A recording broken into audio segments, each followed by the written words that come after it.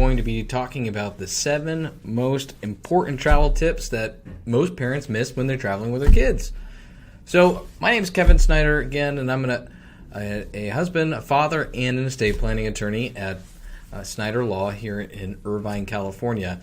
And being a parent of 3 amazing kiddos, my wife and I know what it's like to travel with our kids. We love to travel with our kids. In fact, we've already traveled a couple different times this year, and we're looking forward to some more travel plans as the year goes on. And if you're like me, planning to go away for a summer trip, for example, there's some potentially trepidation and things that we have to do to plan so that we don't get stuck somewhere and then not be able to deal with some of the emergency situations. So my hope and goal in this video is to provide you with some things that we've talked about with our clients, kind of brainstormed with other parents as well, and put our own unique experiences in to assemble the 7 most important tips that parents have when they're traveling with their children, and things that you might not necessarily think about. So, of course, we're all worried about getting our bags packed and making sure that we have all the things, clothes that we're going to need for the weather we're going to be in our vacation,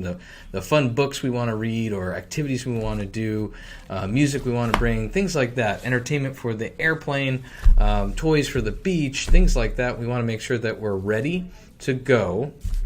And then, of course, toiletries and electronic equipment and things are charged, and so we're just ready to have a good time. While we're thinking about doing that, and some of us are better packers than others, I can easily raise my hand and let you know that I'm horrible at packing, not my forte.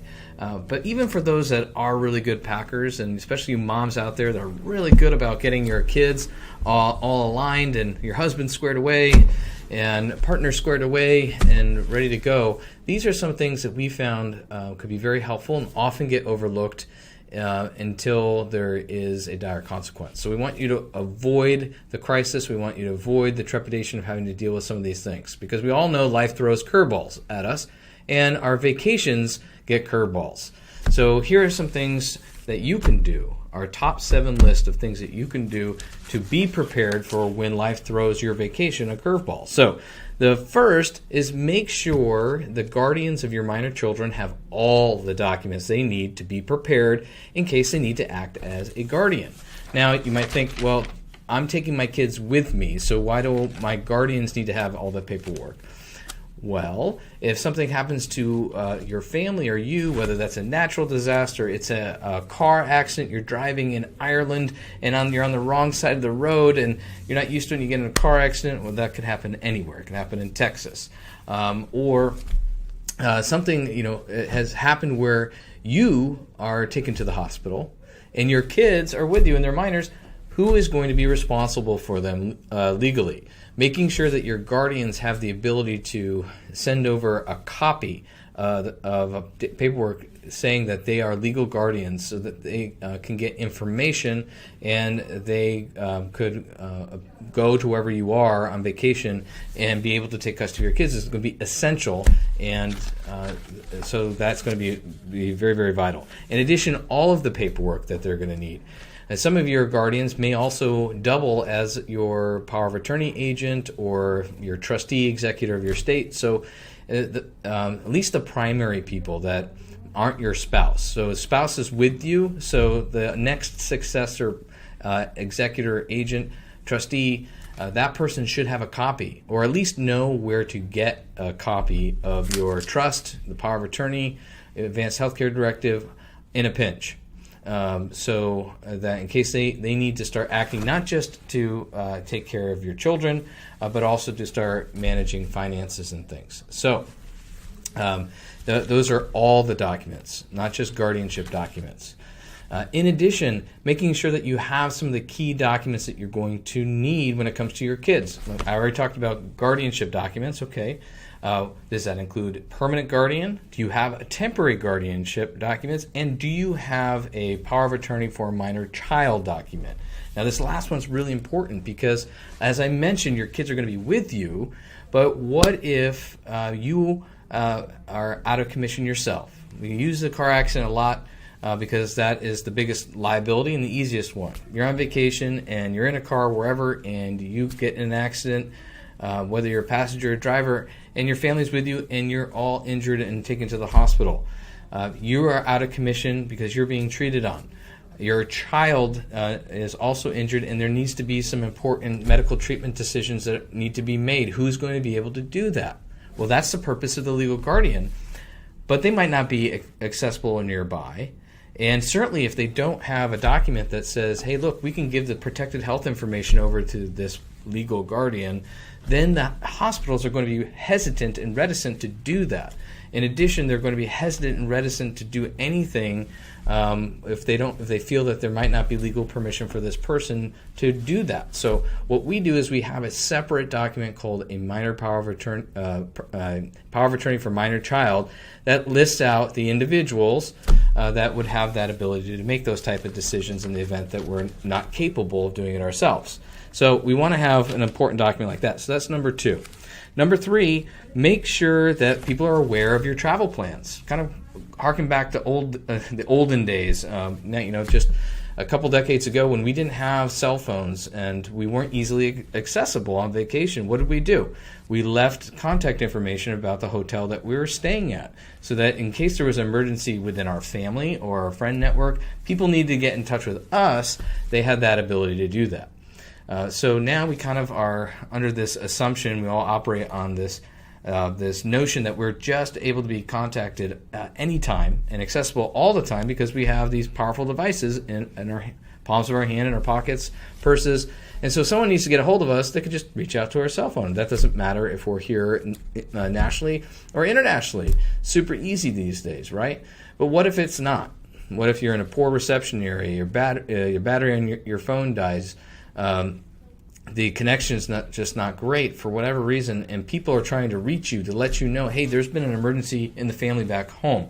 Maybe it's your parents who are elderly and something's happened to them, or there's another type of emergency and it has nothing to do with your nuclear immediate family because everyone's with you. The emergency is not on your side, it's elsewhere, and no one can get in touch with you. Well, if they had an ability to reach out to the hotel or resort you're staying at, you can easily get a message.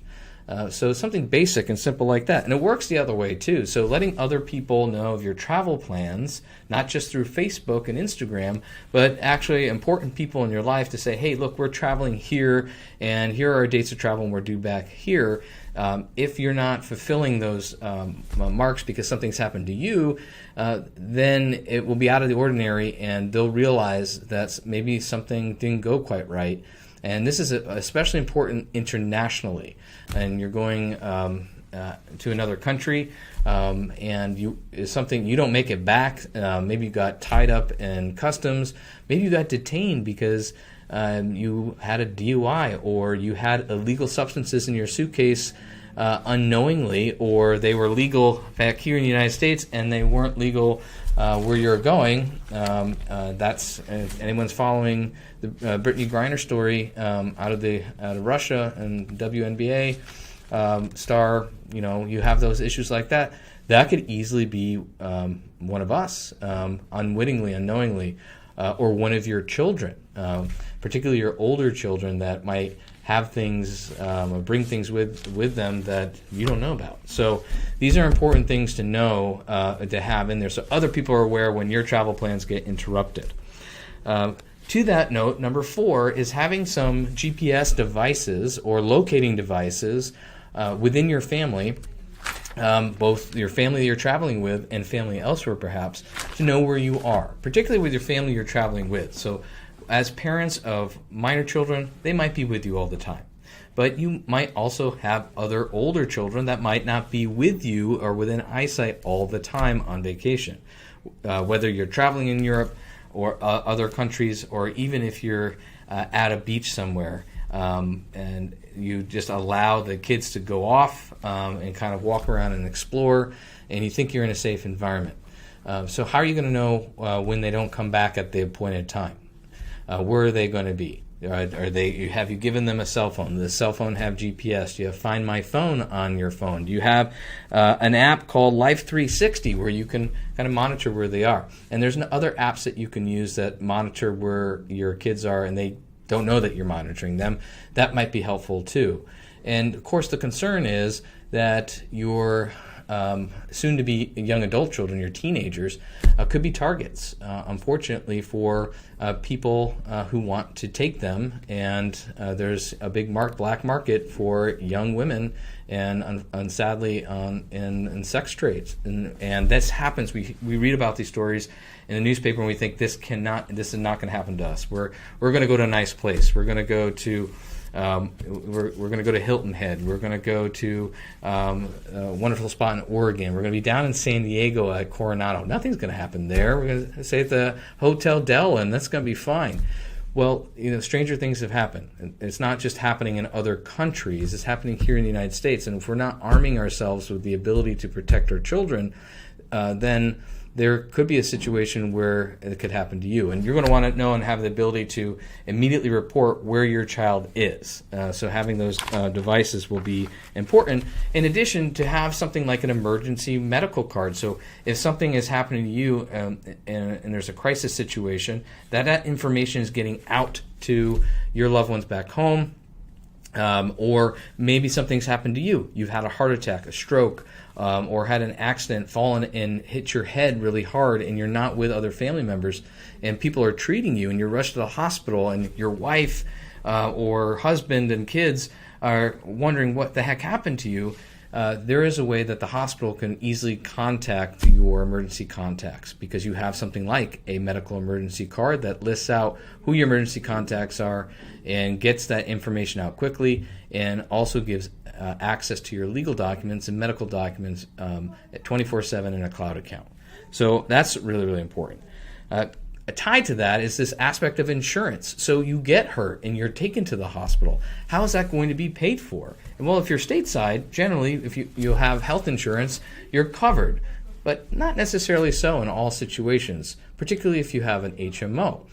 You might want to check into before you leave exactly and run these scenarios by your claims agent. Well, if this happens, that happens, will the insurance apply in that state? So you're going to want to just double check. But by and large, you're going to be covered nationally. The big question is internationally. What is that going to look like? And the assumption needs to be that it's not going to be covered by your health insurance. No matter how good your health insurance is, it's not going to cover international care. So you're going to need to get travel health insurance. And if you ever watch any of my other videos, I have one just on this topic because it's very near and dear to my heart, because my dad had a very serious medical episode in Brazil. And I talk about all of the challenges that were kind of brought to light. And he had some travel health insurance, but not enough, and almost not for the right length of time. So you're going to want to make sure that you get travel health insurance. This is not insuring your travel plans, but ensuring that you need and not have to pay for it out of pocket. What if you have a serious medical condition and you need to be airlifted back to the States? How much is that going to cost? A few $100,000, easy. Will your health insurance cover that? No. You need to make sure that you have the additional coverage to do that. It's not expensive. It's not difficult. You just need to set that up in advance and make sure that you're extending the appropriate amount of time for that insurance coverage and the appropriate amount of coverage. Rule of thumb, get as much coverage as you can for as long as you can, even beyond the dates that you're going to be traveling, to create buffers.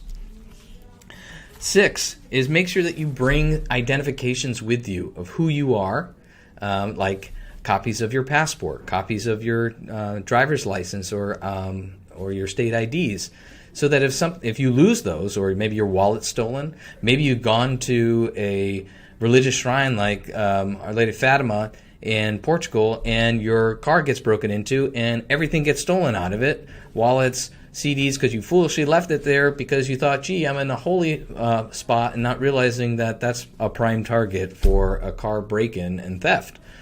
Why am I speaking in so detail? Because that happened to our family many years ago when I was younger. But it can happen to you, and you can get pickpocketed. These things happen all the time, whether you're internationally or stateside. What happens in those scenarios if you're not home and you're not somewhere where you are going to need your ID necessarily? You need to get back on a plane. You're going to need your ID, especially if you're international, to get back into the country. So make sure that you have copies of these important documents. And on the sad end of that, back to this idea and concern about the children getting taken and kidnapped, and that is such a regular phenomenon, unfortunately. What if you need to put out a description and get some pictures out there on Interpol or in law enforcement? Are you going to have an ID ready to be able to supply to law enforcement? That could be helpful from that perspective. And lastly, educating the people, your travel companions, your family, whether that's might have to be your spouse that you're educating, but certainly your children, and empowering them to know what to do in an emergency. Because, like I said, there could be something that happens to you. We're very focused as parents as being protectors of our kids, and if something happens to them, we're able to jump in and help them, whether we have to give CPR and we get CPR training, or whether we have our guardianship documents lined up, things like that. We're doing things to protect them, but how are they going to help us if there's an emergency? What if you're choking? What if you go into shock? What if you have a seizure unexpectedly? Do they know what to do to help you in that situation, or how to help you, who to call, or who to reach out to, who to trust? Do they have that information on hand? Have you gone through scenarios with them in situations like that? What if you're a victim of violence when you're on vacation? Unfortunately, there's been too many incidents like that in the United States. It could be a random act of violence. You're robbed, mugged somewhere else internationally, but wherever it is that you are, if you have been a victim of violent crime, do they know what to do in that moment to help you? Who to contact? How to contact 911? How to report their surroundings? Do they know any of that? And when you have younger children, have you talked to them about stranger danger, particularly when you're traveling, you get separated in the airport or the train station or somewhere where it's very busy? Do they know what to do to stay put, not talk to people they don't know? Have you put your phone numbers on their bodies when you're traveling in case that you do get separated, at a Good Samaritan or police officer or other person working at the airport or train station would be able to reach out and call your cell phone? Do your kids know your cell phone in those situations? So those are some practical things. Educating your older children about some of the other things we've already talked about, and being aware of your surroundings. Not being glued to a device, walking around, texting on to different friends or on different social media platforms, and trying to be an influencer and not being aware of the dangers around them that they might otherwise be aware of if they didn't have the phone out. When you do that, you become a target, because now whether they're going to take the phone out of your hand, whether they're going to pickpocket you, or whether they're going to snatch you and your person, we want to make sure that we're especially educating our young female children about some of those dangers. But it goes for guys too, making sure that they're aware of where they are, and also just geographically. If you're not paying attention to where you're walking, and get lost and find yourself in a wrong part of a town you're not familiar with. So making sure that you are having those important conversations before you leave. So those are the 7 things that often get overlooked in the joy of getting ready for your trip away with your family. So this is not to scare you, dissuade you from traveling, or to make you have put any sort of dark cloud or pall over your travel plans. It's just being realistic. Because in order to enjoy, we need to be prepared, so that if the curveball happens, that there's going to be a more likelihood of a better result, or a less tragic one, or a less stressful one. So make sure that your guardians have all the paperwork they need, including knowing where your trust, will, powers of attorney are, making sure that you have a power of attorney for minor child, making sure that others know your travel plans and how to get in touch with you if you can't be reached on your cell phone, making sure that there are tracking devices with particularly your children so you know where they are if they're not with you at all times, having the appropriate amount of insurance to cover any sort of emergency issues that arise abroad, having copies of your identifications, your own and any that belong to your children, And lastly, educating your travel companions about any potential dangers of where you are and being aware of your surroundings, particularly our older teenage generations, our female children, our daughters, our nieces, that they're aware of what's going on around them at all times for their safety. So those are some of the tips that we wanted to give you. So that's from us. That's from our clients out to you. Hopefully it's valuable. And please, please, please enjoy your vacation plans. And I look forward to bringing more topics and information and things of value to you in the future. In the meantime, if we can be helped with anything, happy to do so. And again, my name is Kevin Snyder of Snyder Law. I'm an estate planning and elder law attorney, a husband and a father, a friend, and someone who just wants to get some good information to you. And hope I did. And talk to you soon. Take care.